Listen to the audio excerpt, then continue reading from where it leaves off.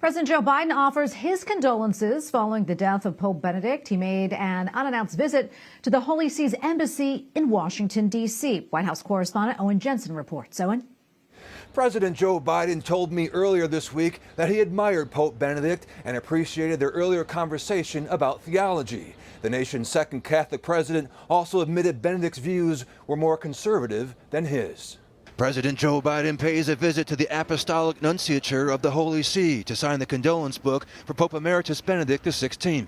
The White House says the president wrote, "Together with Roman Catholics across the United States, I join in mourning the passing of Pope Emeritus Benedict. He was a brilliant scholar and truly holy man. I'll always cherish our time together at the Vatican when he was Pope discussing Catholic theology. He was a great theologian, and I learned much in a few hours. May his soul rest eternally with the Lord." The president's attention shifted today to the anniversary of the January 6th attack on the Capitol. We honor a remarkable group of Americans who embodied the best before, during, and after January the 6th. He presented the Presidential Citizens Medal to 14 people, including Capitol police officers and election workers.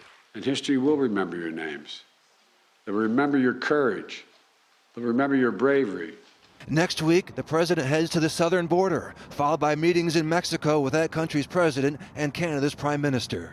Customs and Border Patrol agents have seized more than 20,000 pounds of fentanyl. It's an ongoing effort. It's not something you can ever take your foot off the gas on, and we're going to continue to do that as well, and that will be certainly part of the discussion down in Mexico City.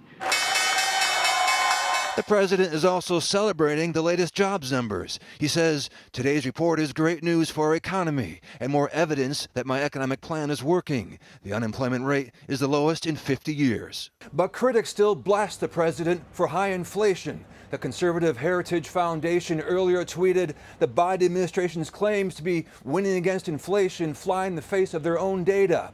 Prices have risen 13.8%. The average family is effectively $7,100 poorer today than when Biden became president."